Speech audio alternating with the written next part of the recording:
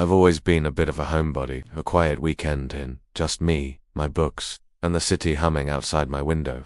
That's my idea of heaven. So last weekend was supposed to be perfect. Friday evening, I locked my door, turned off my phone's ringer, and settled in for 48 hours of blissful solitude. I didn't step outside once, didn't answer a single call, didn't even order takeout.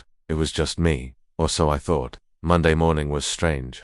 As I headed out for work, my neighbor, Mrs. Gable, waved from her doorway. "Looks like you had a fun weekend. Your friends are so lively." I just smiled politely, confused. My friends? I hadn't seen anyone. A few minutes later, the security guard in my lobby, a big guy named Frank who usually just grunts, gave me a wide grin. "Big party, huh? Must have been a great time. Saw them coming and going all weekend. Party." I was starting to feel a prickle of unease. What was he talking about? I just mumbled something about catching up with old pals and hurried out, my mind racing. Two separate people thought I had company. How the unease didn't go away. It gnawed at me all day at work. I couldn't focus on my spreadsheets. All I could think about were Mrs. Gable's words and Frank's knowing smile. Was this some kind of elaborate prank?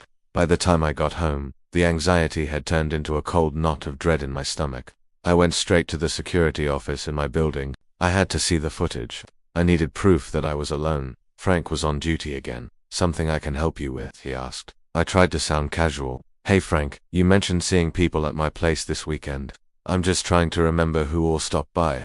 Could we maybe take a quick look at the lobby camera footage from Saturday?" He shrugged and pulled it up on his monitor. "Sure thing." Around what time? I told him Saturday afternoon would be fine. He fast-forwarded through the quiet lobby scenes, then he stopped. "Here's one group," he said, pointing. The time stamp read to 14 p.m. A man and two women I'd never seen before walked into the building. They were laughing, carrying bags that looked like they were full of snacks and drinks. They walked right up to the elevator, as if they knew exactly where they were going. My blood ran cold. I watched, mesmerized, as the scene repeated itself. Another group at 4 p.m., a couple around 7 p.m., all strangers, all heading for the elevator, all looking like they were on their way to a party. "See, busy day," Frank said cheerfully. My voice was barely a whisper. Did you see them go to my floor?" He nodded. "Yep, saw a couple of them on the hallway camera when I did my rounds. Looked like your door was wide open." I felt dizzy. My door was wide open? No, it couldn't be. I never leave my door open. I'm meticulous about locking it. I thanked Frank, my voice sounding distant and strange to my own ears, and practically ran to the elevator. My apartment. I needed to get to my apartment. I fumbled with my keys, my hands shaking so badly I could barely fit the key in the lock. The moment I stepped inside, everything looked normal. My book was still on the coffee table, my mug was in the sink. There was no sign of a party. No empty bottles, no stray chip bags, nothing out of place. It was just as I had left it. For a moment, a wave of relief washed over me. Maybe it was all a mistake. Maybe they went to a different apartment. But the feeling didn't last. The image of those strangers from the security footage was burned into my mind. I have my own security camera, a small one pointed at my front door from the inside. I almost never check it, but now, I needed to see. I needed to know what happened this weekend. My heart hammered against my ribs as I opened the app on my phone and navigated to Saturday's recordings. I scrolled to 2:15 p.m. right after the first group arrived in the lobby. I held my breath and pressed play. There it was, my front door. And then, it swung open. The three strangers from the lobby footage walked in, laughing and chatting as if they owned the place.